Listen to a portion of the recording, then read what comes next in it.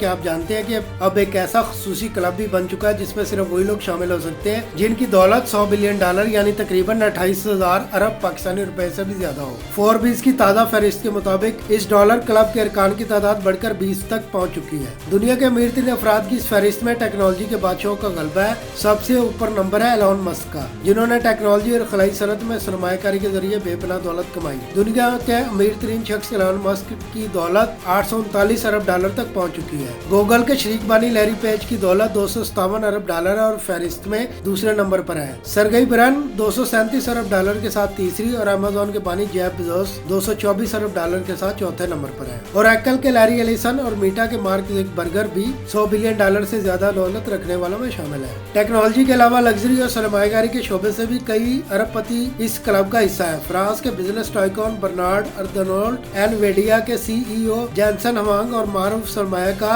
Warren buffet بھی اس فہرست میں نمایاں ہے۔ یہ وہ ارب پتی ہیں جن کی دولت نہ صرف کئی ممالک کے بجٹ سے زیادہ ہے بلکہ عالمی معیشت پر بھی اثر ڈالتی ہے۔